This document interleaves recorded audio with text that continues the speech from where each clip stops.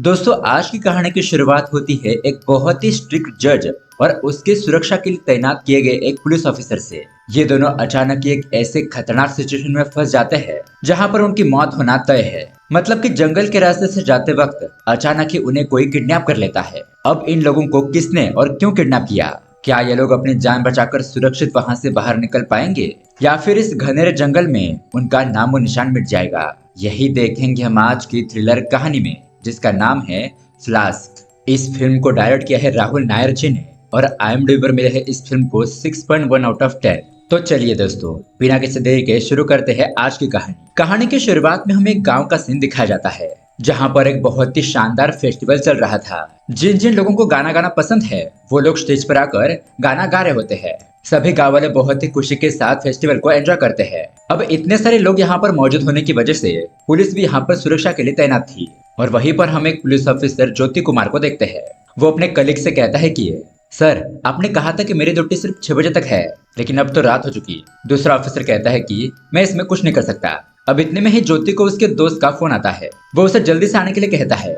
दरअसल दोस्तों, ऑफिसर ज्योति कुमार बहुत ही सुरी लगाता है और वो इस फेस्टिवल में गाना चाहता है, लेकिन ड्यूटी पर होने की वजह से वो वहां पर जा नहीं पा रहा था। तो अब दूसरा कांस्टेबल उसे कहता है कि तुम एसआई सर से पूछो। अब ज्योति एसआई सर से परमिशन लेता है। ऑफिसर भी कहता है ठीक है, तुम जा सकते हो, मुझे भी देखना है कि तुम कितना सुरी लगाते हो। तो खुश होकर ज्योति अपने दोस्त शाजी के पास पहुंचता है। अब ज्योति ने उसे एक्स्ट्रा कपड़े लाने के लिए कहा था। शाजी कपड़ा लेकर तो आया था, लेकिन वो सारे कपड़े गाड़ी में ही भूल गया था और उन्होंने अपनी गाड़ी मंदिर के पास पार्क की थी। तो वो कपड़े लाने में बहुत देर हो जाएगी, इसलिए शाजू उसे कहता है कि तुम ऐसे ही परफॉर्म करो, तुम्हारे सर ने परमिशन दे दिया ना, तो कुछ नहीं होगा। अब यूनिफॉर्म पहनकर गाना, ये बात ज्योति को थोड़ी अजीब लगती है क्योंकि वो ड्यूटी पर नहीं है और उसने यूनिफॉर्म पहनकर गाना गाया तो उसके ऑफिसर और लोग उल्टी सीधी बातें करेंगे। पर अब यहाँ पर उसका दोस्त शाजी स्टेज पर अनाउंसमेंट कर देता है। अब ज्योति कुमार थोड़ा सा घबराते हुए स्टेज पर आता है। उसके सीनियर ऑफिसर उसे ऐसा देखकर थोड़ा शॉक रह जाते हैं। लेकिन दोस्तों, जब ज्योति कुमार गाना गाता है तो वो इतना सुर लगाता है कि सभी लोग मंत्रमुग्ध हो जाते हैं। वहां पर मौजूद हर एक इंसान उसके गाने को एंजॉय करने लगता है। खुशी के मारे तो लोग जोर जोर से तालियां बजाने लगते हैं और उसके ऑफिसर का भी गुस्सा थोड़ा सा शांत हो जाता है। खैर, अब उसके बाद हमें पता चलता है कि ज्योति कुमार अपनी पत्नी, एक बेटी और पिता के साथ रहता है। उनकी जिंदगी हंसी खुशी बहुत ही नॉर्मल तरीके से चल रही होती है और ज्योति की पत्नी निशा उसे बहुत ज्यादा प्यार करती है। अब सब तैयारी करने के बाद अगले दिन ज्योति पुलिस स्टेशन पहुंच जाता है, लेकिन वो कांस्टेबल उसे डांटने लगता है कि तुम्हें यहाँ पर आने में इतनी देर क्यों हो गई। ज्योति कहता है कि सर, गाना गाने के बाद कल रात में बहुत देर से घर पर पहुंचा, इसलिए मुझे थोड़ा सा लेट हो गया। कांस्टेबल कहता है ठीक है, तुम्हें कोर्ट में एक फाइल सबमिट करने के लिए जाना है, पता है ना? ये लो, मैंने फाइल को रेडी करके रखा है, जल्दी से इसे ले जाओ। तो वो ठीक है ऐसा कहकर फाइल लेकर जाने लगता है। तब एक आदमी उसे मिलता है और वो उसे कहता है कि आपने कल रात बहुत ही सुंदर गाना गाया, आप तो बहुत बड़े कलाकार निकले। जिस पर ज्योति धन्यवाद कहता है, लेकिन फिर से वो कांस्टेबल वहां पर आकर उसे कहता है कि अभी तक तुम नहीं निकले, जाओ जल्दी, अगर फाइल सही समय पर पहुंचने में देर हो गई तो बहुत बड़ा हंगामा खड़ा हो जाएगा। तो ज्योति तुरंत ही फाइल लेकर जाने लगता है। अब वो बस में बैठकर शांति से जा रहा था, लेकिन उस बस में 2-4 बदमाश लड़के होते हैं जो कि बहुत ही तेज आवाज करके गाने बजाने लगते हैं। अब ज्योति कुमार उन्हें कहता भी है कि आवाज थोड़ी कम करो, लेकिन वो उसकी बात नहीं सुनते। अब दोस्तों, ज्योति एक सिंपल ऑफिसर होता है, उसे लड़ाई झगड़ा करना बिल्कुल भी पसंद नहीं था, इसलिए वो उन लड़कों के मुंह नहीं लगता और वहीं पर उतर जाता है। फिर जैसे तैसे करके कोर्ट में पहुंचता है। अब वहां पर एक जज साहब उससे फाइल के बारे में पूछते हैं, तो ज्योति अपने बैग में से फाइल को निकालने लगता है। लेकिन दोस्तों, बहुत ज्यादा ढूंढने पर भी बैग के अंदर फाइल नहीं मिलती। तभी उसे याद आता है कि जब वो बस की सीट पर बैठा था तो उन लड़कों को डांटते वक्त उसने वो फाइल अपने साइड वाले सीट पर रख दी थी, यानी कि अब वो फाइल उस बस में ही रह गई थी। अब फाइल सही समय पर ना मिलने की वजह से बहुत बड़ी गड़बड़ हो जाती है। अब उसके थोड़ी देर बाद हम देखते हैं ऐसा ज्योति को बहुत ही बुरी तरीके से डांटने लगता है। कहता है कि तुम इतने लापरवाह कैसे हो सकते हो, तुम्हारी वजह से कोर्ट का समय खराब हुआ और जो सुनवाई होनी थी वो भी रुक गई। इतना छोटा सा भी काम तुमसे नहीं होता, तुम्हें तो यहाँ पर होना ही नहीं चाहिए। अगर तुमसे काम नहीं हो रहा तो तुम कोई दूसरा काम ढूंढ लो। इस तरह से उसे डांट देता है। यहाँ पर ज्योति माफी मांगता है, लेकिन ऐसा है उसकी कोई भी बात नहीं सुनता। अब पुलिस स्टेशन के बाहर आने के बाद कांस्टेबल उसे समझाता है कि तुम ज्यादा टेंशन मत लो, माना कि तुमसे गलती हुई है, लेकिन तुम इसे अपने दिल पर मत लो। ऐसे काम करते वक्त आइंदा से ध्यान रखना। और मुझे लगता है कि तुम्हें अनिरुद्ध सर के पास जाना चाहिए, वो हमारे पुलिस डिपार्टमेंट के हेड है और वो तुम्हारे अच्छे दोस्त है, वो तुम्हारा ट्रांसफर कहीं ना कहीं अच्छी जगह पर कर देंगे। तो ज्योति ठीक ऐसा कहता है और वहां से चला जाता है। अब उसके अगले सीन में हम देखते हैं कि ज्योति कुमार अपने घर पर टीवी देख रहा होता है और टीवी में न्यूज आती है कि सरकार के विरुद्ध आंदोलन करने वाले नक्सलवादी लोगों की एक टीम के लीडर को पकड़ लिया गया है, जिसका नाम है मनु, और उसे सपोर्ट करने वाले जयराजन को भी जल्दी पकड़ा जाएगा, ऐसा बताया जा रहा है। उस गैंग के पकड़े गए लीडर मनु का फैसला वेंकटेश बालाजी जज के अंदर लिया जाएगा। अब उसके अगले सीन में हम देखते हैं ज्योति अनिरुद्ध सर के पास मिलने के लिए जाता है, तो अनिरुद्ध सर उसे कहते हैं कि मैंने तुम्हारा ट्रांसफर पर्सनल सिक्योरिटी गार्ड के तौर पर कर दिया है। यह एक ऐसा काम है जिसमें तुम एक बड़े जज की सिक्योरिटी का काम करोगे। मुझे लगता है कि तुम ही ये काम बहुत ही अच्छे तरीके से कर सकते हो। बताओ तुम्हें क्या लगता है? ज्योति कहता है कि ठीक है सर, मैं अपना काम सही तरीके से करने की पूरी कोशिश करूंगा। इस तरह से वो अपने ऑफिस में जाकर सीनियर ऑफिसर से डॉक्यूमेंट लेकर कोर्ट में पहुंच जाता है। अब यहाँ पर हम कोर्ट में बहुत बड़े जज वेंकटेश बालाजी को देखते हैं और यहाँ कोर्ट में उस आतंकवादी मनु के रिलेटेड केस चल रहा होता है। फिर दोनों ही वकील अपनी अपनी बातें रखते हैं। मनु का वकील कहता है कि सर मेरे क्लाइंट की तबीयत ठीक नहीं है, उसे तुरंत ही हॉस्पिटल में शिफ्ट करना होगा, इसलिए आपकी परमिशन चाहिए। लेकिन जज साहब उनकी रिक्वेस्ट खारिज कर देते हैं क्योंकि वो मनु तो बिल्कुल भी ठीक लग रहा था। फिर सारी दलीलें सुनने के बाद आखिरी फैसला लेते वक्त वो मनु से पूछता है कि बताओ तुम्हें क्या कहना है। तो मनु कहता है कि सरकार अपनी मनमानी नहीं कर सकती, वो लोगों के अधिकारों को छीनकर अपना फायदा उठाने की कोशिश कर रही है। हम इसके खिलाफ आवाज जरूर उठाएंगे और जरूरत पड़े तो सरकार के लोगों को सबक भी सिखाएंगे। अब जज साहब उसे कहते हैं कि ये कोई तुम्हारे भाषण देने की जगह नहीं है। अगर तुम्हें सरकार के किसी भी फैसले से एतराज है तो तुम उनके खिलाफ कानून की मदद लेकर कार्रवाई कर सकते हो। तुम्हें अपने जैसे लोगों को इकट्ठा करके हथियार लेकर लोगों को धमकाना, उन्हें मारना, ये सब कुछ करने की तुम्हें परमिशन नहीं है। फिर जज उसे 15 दिन की कस्टडी में रखने के लिए कहते हैं ताकि उससे इंट्रोडक्शन करके सारी इन्फॉर्मेशन निकाल सके। फिर उसके बाद ही तय किया जाएगा कि उसे कितनी सजा मिलेगी। तो वही हम कोर्ट वाले एरिया में ज्योति को देखते हैं। वो ऑफिस के केबिन में आता है, वहां पर काम कर रही एक मैडम से मिलता है और उन्हें बताता है कि मैं जज साहब का नया सिक्योरिटी गार्ड हूँ। तो वो उसे अंदर ले जाती है जज साहब से मिलवाने के लिए। अब जज वेंकटेश उसे उसका नाम पता पूछता है। यह सब बताने के बाद वो उसे कहते हैं कि तुम्हारा पिस्तौल कहाँ पर है? ज्योति कहता है कि मेरे पास गन नहीं है, मुझे यहाँ पर सिर्फ डॉक्यूमेंट देकर भेजा गया है। जज वेंकटेश कहता है अगर तुम्हारे पास गन नहीं है तो तुम मेरी रक्षा कैसे करोगे? क्या तुम्हें कोई कराटे या फिर मार्शल आर्ट्स आता है? तो ज्योति कहता है कि नहीं। इस बात से वेंकटेश गुस्सा हो जाता है, कहता है कि ये कैसे कैसे लोग हमारे यहाँ पर भेज देते हैं। ठीक है, देखते हैं तुम्हारा क्या करना है। फिर वो अपने दूसरे सिक्योरिटी ऑफिस प्रकाश से कहता है कि तुम इसे सारा काम समझा दो और मेरे घर पर जो क्वार्टर्स है वहां पर इसके रहने का इंतजाम करो। तो प्रकाश ठीक ऐसा कहता है। अब केबिन के बाहर आने के बाद प्रकाश ज्योति से कहता है कि तुम चिंता मत करो, सर थोड़ा स्ट्रिक्ट है, मुझे यहाँ पर 1 साल हो गया है उनके साथ काम करते हुए। जज साहब को 24 घंटे सुरक्षा देनी होती है, तो कभी दिन में तुम ड्यूटी करना और कभी रात में मैं, इस तरह से अदला बदली करते हुए हम ड्यूटी करेंगे। तो ज्योति भी इसके लिए मान जाता है। उसके बाद हम देखते हैं ये सभी लोग घर पर पहुंचते हैं। अब यहाँ घर में जज वेंकटेश ज्योति को बुलाता है और उसे कहता है कि यहाँ पर ड्यूटी करते वक्त सोना मना है और तुम यहाँ पर शराब वगैरह भी पी नहीं सकते। ज्योति कहता है कि नहीं सर, मैं शराब वगैरह पीता ही नहीं, मैं गाना गाता हूँ ना, इसलिए आवाज पर फर्क पड़ता है। वेंकटेश कहता है ये गाना वगैरह तुम अपने घर पर गाना, यहाँ नहीं, चलो अब जाओ अपने कमरे में। फिर थोड़ी देर के बाद हम देखते हैं जज के घर पर काम करने वाले 2 बंदे, ऑफिसर प्रकाश और ज्योति, ये सब लोग एक कमरे में बात कर रहे होते हैं। अब आज रात को ड्यूटी करने की जिम्मेदारी प्रकाश की थी, तो वो घर के बाहर अपना काम करने के लिए निकल जाता है। फिर ये 2 बंदे ज्योति से कहते हैं कि तुम शराब पी लो, हम यहाँ पर एंजॉय करते हैं। लेकिन ज्योति कहता है कि नहीं नहीं, आप ले लो, मैं सब कुछ नहीं पीता। अब उसके थोड़ी देर के बाद अनिरुद्ध सर का ज्योति को कॉल आता है। वो उसके काम के बारे में पूछते हैं। ज्योति कहता है कि हाँ काम अच्छा है, लेकिन ये जज साहब बहुत ही स्ट्रिक्ट है। ऑफिसर अनिरुद्ध कहता है कि हाँ मुझे पता है, उस जज को हैंडल करना बहुत ही मुश्किल है, एक अजीब किस्म का जज है वो, लेकिन मुझे पता है तुम सब कुछ सही से मैनेज कर लोगे। तुम्हारे बाकी के डिपार्टमेंट के ऑफिसर तुम्हें कहेंगे कि तुम जो कर रहे हो ये पर्सनल सिक्योरिटी का काम आसान काम होता है, वो तुम्हारे ऊपर हंसेंगे, लेकिन तुम उनकी बातों पर ध्यान मत देना। एक जज की सुरक्षा का काम भी बहुत बड़ा काम होता है, बस तुम अपना काम ईमानदारी से करते रहना। तो ज्योति ठीक ऐसा कहता है। अब दोस्तों अगले दिन से हम देखते हैं कि ज्योति कुमार की ड्यूटी शुरू हो जाती है। वो जज के सारे कामों का ध्यान रखने लगता है, 24 घंटे जज की सुरक्षा के लिए उनके साथ रहता है, उनके सारे फाइल्स मैनेज करना, वो जहाँ भी जाते हैं उनके साथ साथ जाना, और जज साहब जो कोर्ट में गुस्सा करते हैं, बड़े बड़े फैसले लेते हैं, ये सब कुछ देखकर तो ज्योति और भी ज्यादा डरने लगता है कि कहीं उससे कुछ गड़बड़ ना हो जाए। लेकिन फिर भी वो किसी तरह से अपने काम अच्छे तरीके से करने की कोशिश करते रहता है। अब वहाँ पर जज के ड्राइवर राजू के साथ भी उसकी अच्छी खासी दोस्ती हो जाती है। यहाँ पर हम देखते हैं कि बीच बीच में वो अपने घर वालों को, पत्नी को फोन करके उनका हालचाल पूछते रहता है। खैर अब अगले दिन हम देखते हैं वेंकटेश, ड्राइवर राजू और ज्योति ये कोर्ट में जा रहे होते हैं। तो तब यहाँ पर जज वेंकटेश को पुलिस स्टेशन से कॉल आता है। तो वेंकटेश उन्हें पूछता है कि क्या तुम लोगों ने नए सिक्योरिटी गार्ड को गन दे दी। ऑफिसर कहता है कि हाँ सर, 1 हफ्ते के अंदर उसे गन मिल जाएगी। तो वो ठीक ऐसा कहकर फोन कट करता है। अब थोड़ा आगे जाने के बाद उन्हें ट्रैफिक सिग्नल पर रुकना पड़ता है, लेकिन इतने में वहां पर 2 लड़के बाइक से जा रहे होते हैं और उनकी कार को टक्कर मारकर आगे निकल जाते हैं। ये देखकर जज को बहुत ही गुस्सा आता है। वो कहता है कि जल्दी से इन लोगों की कंप्लेंट करो, लेकिन इसी हड़बड़ाहट में ज्योति ने उस बाइक का नंबर भी नोट नहीं किया था, जिसकी वजह से उसे जज वेंकटेश से फिर से डांट खानी पड़ती है। अब उसके बाद कोर्ट में पहुंचने के बाद हम देखते हैं उस आतंकवादी मनु ने बेल मिलने के लिए फिर से केस फाइल किया था, लेकिन उसे बेल नहीं मिलती।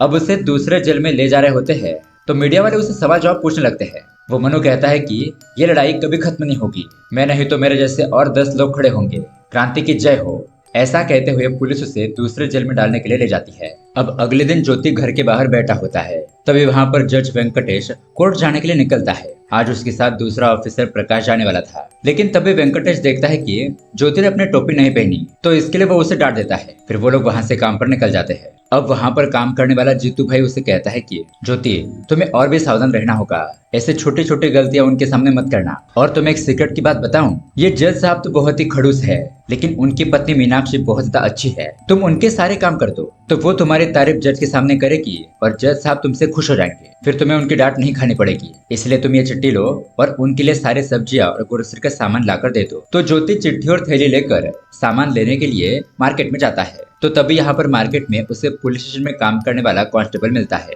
ये दोनों यहाँ पर बातचीत कर रहे होते हैं, लेकिन इतने में ही वहाँ पर एसआई की गाड़ी आ जाती है। वो लोग उस रास्ते से गुजर रहे थे। अब एसआई ज्योति को यहाँ पर देखकर उसे टॉन्ट मारते हुए कहता है कि क्या ज्योति, मजा आ रहा है ना दूसरों की गुलामी करते हुए? मुझे तो लगता है कि यही काम तुम्हारे लिए सही है और इसमें कोई जोखिम भी नहीं है। तुम तो यहाँ पर मस्त तरीके से आराम से छोटे मोटे काम करते हुए सरकार से पगार ले रहे हो। असली नौकरी तो हम लोग कर रहे हैं, अपनी जान जोखिम में डालकर मुजरिमों को पकड़ना, बड़े बड़े पेचीदा केस सॉल्व करना। लेकिन तुम्हें क्या करना है? बस एक जज की सिक्योरिटी, और वो भी भला ऐसे गुस्सेल जज से कौन पंगा लेगा? इस तरह से उसे भला बुरा कहकर वो लोग वहाँ से निकल जाते हैं। लेकिन ऐसी बातें सुनकर ज्योति को बहुत ही बुरा लगता है। अब वहाँ से वो अपनी ड्यूटी पर पहुंच जाता है। यहाँ पर दूसरा सिक्योरिटी ऑफिसर प्रकाश उसे कहता है कि कल से मुझे 2 दिन की छुट्टी चाहिए, मेरी बहन को लड़के वाले देखने के लिए आने वाले हैं, इसलिए तुम थोड़ा सा एडजस्ट कर लो प्लीज। ज्योति कहता है कि 2 दिन के लिए मैं दिन रात ड्यूटी कैसे कर सकता हूँ, तुम 1 दिन की छुट्टी ले लो। लेकिन प्रकाश कहता है कि नहीं नहीं, मुझे और भी थोड़े कुछ काम है और कल यहाँ पर ज्यादा काम नहीं है। कल जज साहब एक जगह पर जाने वाले हैं, बस तुम्हें उनके साथ जाना है, फिर बाद में तुम आराम कर सकते हो। ऐसा कहकर वो चला जाता है। तब यहाँ पर ड्राइवर ज्योति को डांटता है, कहता है कि तुम्हें उसे मना कर देना चाहिए था, तुमने इतनी आसानी से उसकी बात क्यों मानी? वो तो बहुत ही होशियार है जज साहब से अपनी बातें मनवाने के लिए, लेकिन तुम्हें तो बातों को घुमाकर बोलना नहीं आता। अब रात को हम देखते हैं जज वेंकटेश और उसकी पत्नी एक जगह पर खाना खाने के लिए जाते हैं। ज्योति और ड्राइवर भी उनके साथ होते हैं। वेंकटेश उन्हें कहता है कि हम जल्दी यहाँ पर आ जाएंगे, तुम हमारा वेट करो। तो वो दोनों पार्किंग लॉट में गाड़ी को खड़ी करके वहीं पर बैठ जाते हैं। अब आधे से 1 घंटा हो जाता है। यहाँ वेंकटेश अंदर खाना खाकर लोगों से बातचीत करने लगता है, लेकिन यहाँ इस तरफ ज्योति को बहुत ज्यादा भूख लग रही थी। फिर काम खत्म होने के बाद ये लोग घर पर आ जाते हैं। अब अंदर जाते वक्त जज साहब उसे कहते हैं कि देखो मुझे थोड़ा काम है, इसलिए रात को जल्दी मत सोना, और कल सुबह इंडिपेंडेंट डे है तो उसकी भी तैयारी कर लेना। ऐसा कहकर वेंकटेश अंदर चला जाता है और अपने केबिन में कोर्ट का कुछ काम करने लगता है। यहाँ ज्योति को बहुत ज्यादा भूख लग गई थी, इसलिए वो ऑनलाइन खाना मंगाकर उसे खा लेता है। फिर रात भर ड्यूटी करते हुए घर के आसपास घूमते रहता है। सुबह हम देखते हैं उसे सिर्फ 2 घंटे की नींद मिलती है। फिर तैयारी वगैरह करके वो ड्राइवर से मिलने के लिए आता है। ड्राइवर उसे गाड़ी का झंडा देता है और लगाने के लिए कहता है। झंडा लगाने के बाद वो दोनों चाय पीने के लिए जाते हैं। फिर वहां से वो लोग ऑफिस पहुंचते हैं, लेकिन ऑफिस पहुंचने के बाद वहां के लोग नोटिस करते हैं कि जज साहब की गाड़ी का झंडा उल्टा लगा है, मतलब कि हरा रंग ऊपर था। अब दिन और रात भर ड्यूटी करने की वजह से हड़बड़ाहट में ज्योति से छोटी सी गलती हो गई थी। इसी के बारे में ड्राइवर उसे बताते हुए वेंकटेश के केबिन में बुलाता है। तो ये जानने के बाद ज्योति तो बहुत ज्यादा घबरा जाता है कि अब उसे जज साहब नहीं छोड़ेंगे, फिर से उसे बहुत ही बुरी तरीके से डांट खानी पड़ेगी। वो जज साहब के केबिन की तरफ जा रहा होता है तो उसे धुंधला धुंधला दिखाई देने लगता है, और जब वो वेंकटेश के सामने जाता है तो वेंकटेश उसे बहुत ही गुस्से से देखने लगता है और ज्योति वहीं पर बेहोश होकर गिर जाता है। अब उसके अगले सीन में हम देखते हैं जब ज्योति को होश आता है तो वो चिल्लाने लगता है, लेकिन अब वो अपने घर पर था जहाँ पर उसकी पत्नी उसका ख्याल रख रही थी। उसका दोस्त शाजी भी वहाँ पर उसे मिलने के लिए आया था। वो उसे अपना ख्याल रखने के लिए कहता है और ये भी बताता है कि 2 दिन के बाद गाना गाने का प्रोग्राम होने वाला है और तुम्हें वहाँ पर आना ही है। ऐसा कहकर वो वहाँ से चला जाता है। अब दोस्तों ज्योति एक दिन आराम करके अगले दिन अपनी ड्यूटी पर पहुंचता है। तो तब तक यहाँ पर प्रकाश आ चुका था। जज साहब के साथ आज उसकी ड्यूटी थी। तो आज प्रकाश ड्यूटी कर रहा था तो वेंकटेश ज्योति से कहता है कि कल तुम्हें मेरे साथ दूसरे शहर आना होगा। तो अब ज्योति ठीक है कहता है। फिर वो प्रकाश से कहता है कि देखो प्रकाश, मुझे 2 दिन की छुट्टी चाहिए, मेरे बदले जज साहब के साथ तुम चले जाओ। लेकिन प्रकाश कहता है कि मेरे तो सरसुर जी का देहांत हुआ है, इसलिए कल तो मुझे वहां पर जाना है। मैंने जज साहब से पहले ही परमिशन ले ली है। अब ये बात सुनकर ज्योति उस पर गुस्सा हो जाता है कि 2 दिन पहले तुमने छुट्टी ली है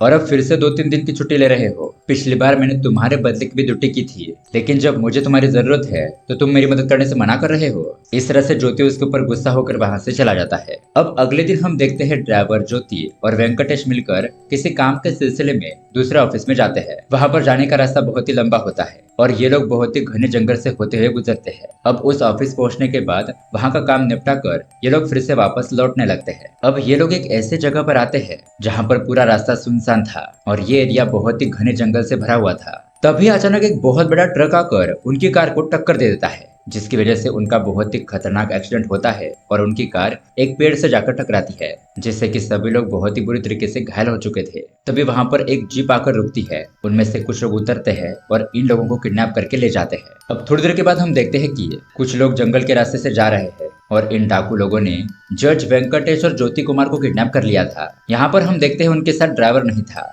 दरअसल हुआ यह था कि जब एक्सीडेंट हुआ था तब ड्राइवर को बहुत ही बुरी तरीके से चोट लगने की वजह से वो बेहोश हो गया था। उसकी सांसें थोड़ी देर के थम गई थी और ऐसा लग रहा था कि वो मर गया है। तो इन किडनैपर को लगा कि ड्राइवर मर चुका है, इसलिए वो लोग इन दोनों को ही किडनैप करके जंगल में ले आए। तो वही यहाँ पर दूसरी तरफ हम देखते हैं कि मीडिया के जरिए जज को किडनैप करने की बात सभी जगह पर फैल जाती है, जिस वजह से अब पुलिस डिपार्टमेंट, वेंकटेश का परिवार और ज्योति कुमार के घर वाले भी बहुत ज्यादा टेंशन में आ जाते हैं कि कहीं उन लोगों के साथ कुछ गलत ना हो जाए। अब यहाँ इस तरफ हम जंगल में देखते हैं। दरअसल जज वेंकटेश को उस आतंकवादी मनु को हेल्प करने वाले उस जयराजन ने किडनैप किया था। अब वो इन दोनों को खाना देता है और कहता है कि सरकार जब तक हमारे आदमी मनु को जेल से रिहा नहीं करेगी तब तक हम तुम दोनों को यहाँ से नहीं छोड़ेंगे। ये देखकर जज वेंकटेश बहुत गुस्सा हो जाता है और कहता है कि सरकार तुम्हारी बात कभी नहीं मानेगी। मैं अपनी जान भी देने के लिए तैयार हूँ, लेकिन मेरी वजह से सरकार को कुछ परेशानी नहीं होनी चाहिए। जयराजन कहता है कि मैं तुमसे पूछ नहीं रहा हूँ, तुम्हें बता रहा हूँ। चलो अब तुम दोनों एक जगह पर झुक जाओ। तुम दोनों की फोटो लेकर तुम्हारे ऑफिस भेजनी है ताकि हम हमारी मांगे बता सके और ये भी दिखा सके कि तुम दोनों को हमने किडनैप कर लिया है। इस तरह से अब ये लोग उन दोनों को धमका कर नीचे बिठाते हैं और उनका फोटो लेकर शहर में जाकर एक पत्रकार के जरिए इन दोनों के किडनैपिंग की खबर चारों तरफ फैला देते हैं। अब यहाँ पर ज्योति की फोटो देखकर उसका परिवार बहुत ज्यादा दुखी हो जाता है कि कहीं वो आतंकवादी उन दोनों को मार ना दे। यहाँ रात को हम देखते हैं वेंकटेश और ज्योति सो रहे होते हैं। ज्योति कहता है कि सर, आपको कुछ ना कुछ खाना खा लेना चाहिए था। अगर उन्होंने दिया हुआ आप कुछ भी नहीं खाओगे तो आपको नींद नहीं आएगी। और यहाँ पर मच्छर भी बहुत ज्यादा काटते हैं। लेकिन अब वेंकटेश बहुत ज्यादा परेशान हो गया था। वो ज्योति से कहता है कि तुम अपनी बकवास बंद करो, खामखा मैं तुम्हारे साथ यहाँ पर फंस गया, तुम्हें तो कुछ फाइट भी करना नहीं आता। अब ज्योति भी गुस्सा हो जाता है और कहता है कि सर, यहाँ पर ताकत दिखाने की नहीं बल्कि दिमाग से काम लेने की जरूरत है। आपको ठंडे दिमाग से सोचना चाहिए, वरना ये लोग हमें मारने में 1 मिनट भी नहीं लगाएंगे। और ये कोई आपका आलिशान बंगला नहीं है जहाँ पर आपको आरामदायी बेड और एसी मिलेगा। यहाँ पर ऐसा ही सोना होगा। इस तरह से ये लोग झगड़ कर सो जाते हैं। अब अगले दिन हम देखते हैं ज्योति उस जयराजन से कहता है कि सर, आप मुझे छोड़ दीजिए, मुझे पकड़कर आपको क्या ही फायदा होगा। मैं तो एक साधारण सा पुलिस ऑफिसर हूँ और आप हमें यहाँ पर किस घने जंगल में लेकर आए हो इसके बारे में तो मुझे कुछ आइडिया भी नहीं है, इसलिए सर आप मुझे छोड़ दीजिए। दरअसल दोस्तों ज्योति का ये प्लान था, अगर वो यहाँ से भाग पाने में कामयाब हो गया तो वो पुलिस की फोर्स यहाँ पर लाकर जज साहब को छुड़ा सकता है। लेकिन जयराजन उसे कहता है कि ठीक है, लेकिन इससे पहले तुम्हें एक काम करना होगा। वो सामने तुम्हें बॉटल्स दिखाई दे रही है, उनमें से एक बॉटल को निशाना लगाओ। अगर तुमने सही निशाना लगाया तो मैं तुम्हें यहाँ से जाने की परमिशन दे दूंगा। अब दोस्तों ज्योति निशाना तो लगाता है लेकिन वो एक भी बॉटल को फोड़ नहीं पाता, तो ये लोग उसे नहीं छोड़ते। अब यहाँ इस तरफ हम देखते हैं पुलिस की बहुत बड़ी टीम जज साहब को छुड़ाने के लिए प्लानिंग करने लगती है। जंगल के जिस एरिया में उनकी कार का एक्सीडेंट हुआ था उस इलाके के बारे में सारी इन्फॉर्मेशन लेकर इन्वेस्टिगेशन करना शुरू कर देती है। अब यहाँ जज साहब के घर की तरफ हम देखते हैं तो दूसरा सिक्योरिटी ऑफिसर प्रकाश कहता है कि मुझे तो उस ज्योति के ऊपर शक हो रहा है कि कहीं उसने तो जज साहब को किडनैप नहीं किया, कहीं वो नक्सलवादियों के साथ मिला हुआ तो नहीं है। लेकिन वहाँ पर काम करने वाली मेड उषा और वो दूसरा बंदा कहता है कि नहीं, ऐसा नहीं हो सकता, हमें पता है ज्योति कुमार एक बहुत ही अच्छा इंसान है, तुम खामखा उसके ऊपर शक मत करो। अब यहाँ इस तरफ रात को हम जंगल में देखते हैं ये सब लोग खाना खा रहे होते हैं और अब 3-4 दिन बीत चुके थे। यहाँ पर जज वेंकटेश जयराजन से कहता है कि तुम लोग ये सब कुछ क्यों कर रहे हो, प्लीज हमें छोड़ दो, वरना अगर पुलिस की टीम यहाँ पर आ गई तो तुम में से कोई भी नहीं बचेगा, सब लोग मारे जाओगे। लेकिन जयराजन कहता है कि हमें कोई फर्क नहीं पड़ता, सरकार ने हम जैसे लोगों के साथ बहुत ही अन्याय किया है। मेरे माता पिता और बहन कुछ साल पहले इस जंगल में रहा करते थे, लेकिन तुम्हारे जैसे पुलिस ऑफिसर ने अचानक ही यहाँ पर आकर उन लोगों को मार दिया। गोलियां लगने की वजह से उनकी मौत हो गई। मेरे जैसे यहाँ पर और भी लोग हैं जिन्होंने अपने परिवार को खोया है। सरकार के नाम पर जो लोग काम कर रहे हैं वो सभी लोग भ्रष्टाचारी है। गरीब लोगों को मिलने वाला पैसा, योजनाएं, सुविधाएं वो तो हम तक पहुँचती ही नहीं। बीच में ही काम करने वाले लोग लालच में आकर अपनी जेबें भरते हैं। तो फिर आप ही बताओ, हमारे जैसे पिछले वर्ग के लोगों का विकास कब होगा। तो वेंकटेश उन्हें बहुत समझाने की कोशिश करता है, लेकिन वो लोग उसकी बात नहीं सुनते। अब अगले दिन हम देखते हैं पुलिस की बहुत बड़ी टीम यहाँ जंगल में अलग अलग जगहों पर इन लोगों को ढूंढ रही थी। लेकिन यहाँ पर जयराजन और उसके आदमी भी अपनी जगह छोड़कर दूसरे जगह पर जाने लगते हैं। रास्ते में चलते चलते वेंकटेश बहुत ज्यादा थक जाता है। वो कहता है कि अब मुझसे चला नहीं जाएगा, और वो जयराजन से भी कहता है कि मुझे पकड़ने का तुम्हें कोई भी फायदा नहीं होगा, सरकार उस मनु को कभी नहीं छोड़ेगी। ये बात सुनकर जयराजन को बहुत गुस्सा आ जाता है। वो वेंकटेश को मारने के लिए जा ही रहा था, लेकिन तभी वहां पर ज्योति बीच में आ जाता है। वो जयराजन को रोकता है, लेकिन जयराजन उसे बहुत ही बुरी तरीके से मारता पीटता है। अब रात को हम देखते हैं जब ये लोग सो रहे होते हैं तो जज वेंकटेश ज्योति से कहता है कि ज्योति, वो लोग मुझे मारने वाले थे तो तुम बीच में क्यों आए। ज्योति कहता है कि सर, मैं आपका सिक्योरिटी इंचार्ज हूँ, आपकी रक्षा करना मेरा काम है, फिर चाहे वो कैसी भी हो। ये देखकर वेंकटेश को थोड़ा अच्छा लगता है। अब अगले दिन हम देखते हैं ये लोग दूसरी जगह पर जा रहे होते हैं तो एक जगह पर पानी पीने के लिए रुकते हैं, लेकिन तभी अचानक वहां पर पुलिस की टीम पहुंचकर उन लोगों पर फायरिंग करने लगती है। हम देखते हैं कि वेंकटेश और ज्योति वहां से भागने लगते हैं। ज्योति जज को बचाने की कोशिश करता है और अब यहाँ पर बहुत ही जबरदस्त तरीके से फाइटिंग शुरू हो जाती है। इस फाइटिंग में बहुत सारे नक्सलवादी लोग मारे जाते हैं, पुलिस के भी कुछ लोगों की मौत होती है। ऐसे में ज्योति किसी तरह से अपनी जान को जोखिम में डालकर जज वेंकटेश को बचाते हुए एक रास्ते की तरफ ले जाता है, लेकिन तभी ज्योति के पेट में गोली लग जाती है। लेकिन वो अपनी जान की परवाह ना करते हुए जज की सुरक्षा करता है, वेंकटेश को वहां से भागने में मदद करता है। आगे एक रास्ता होता है, वहां से उसे भागने के लिए कहता है और वो उस तरफ आने वाले लोगों को रोकने के लिए वहीं पर खड़ा हो जाता है। वेंकटेश उसे कहता है कि तुम मेरे साथ चलो, लेकिन वो उसे कहता है कि आपकी जान बचना बहुत ही इंपॉर्टेंट है, आप यहाँ से आगे जाइए, मुझे लगता है कि यहाँ पर पुलिस की टीम कहीं आसपास ही होगी। अब वेंकटेश भागते भागते आगे जाता है तो वहां पर उसे एक पुलिस की गाड़ी दिखाई देती है। तो पुलिस भी जज को देखकर तुरंत ही उसे संभालते हैं और गाड़ी के अंदर बिठा देते हैं। अब ये लोग जज को सुरक्षित रखने के लिए वहां से ले जाने लगते हैं, लेकिन जज बताता है कि यहाँ पास ही में मुझे प्रोटेक्ट करने वाला वो ऑफिसर ज्योति भी है, तुम लोग उसे भी बचा लो। फिर हम देखते हैं कि पुलिस की सभी टीम मिलकर नक्सलवादियों को मार देती है। उनमें से कुछ लोग तो पकड़े जाते हैं और अब यहाँ पर पेट में गोली लगने की वजह से ज्योति वहीं पर गिर जाता है और ये सीन यहीं पर कट हो जाता है। अब दोस्तों, कहानी के एंडिंग में हम देखते हैं कि बहुत सारे बड़े बड़े पुलिस ऑफिसर एक जगह पर मौजूद होते हैं। जिन भी लोगों ने इस घटना में बहुत बड़ी मदद की थी उनका सम्मान किया जाता है, और जो लोग भी शहीद हुए थे उन लोगों के परिवार को दिलासा देकर सरकार की तरफ से उन्हें अनुदान भी दिया जाता है। और दोस्तों, अब आखिर में हम यहाँ पर ज्योति कुमार को भी देखते हैं। वो भी इस हादसे में बच गया था और अब उसे भी पुरस्कार देकर सम्मानित किया जाता है, क्योंकि उसने अपनी जान जोखिम में डालकर जज साहब की रक्षा की थी। तो इसलिए अब सभी लोग तालियां बजाने लगते हैं। तो वहां पर बैठा हुआ ऐसा भी मान जाता है कि एक सिक्योरिटी ऑफिसर का काम भी छोटा नहीं होता। जज की सुरक्षा करते हुए कोई इतना बड़ा केस हैंडल कर सकता है, इसके लिए तो मानना होगा। इसलिए वो भी खुश होकर ज्योति कुमार के लिए तालियां बजाता है। और दोस्तों, इसी के साथ ये कहानी यहीं पर एंड हो जाती है। तो दोस्तों, ये कहानी आपको कैसी लगी हमें कमेंट करके जरूर बताइएगा। साथ ही ऐसे ही अमेजिंग मूवी देखने के लिए हमारे चैनल को सब्सक्राइब जरूर कीजिए। मिलते हैं अगली वीडियो में। Thanks for watching.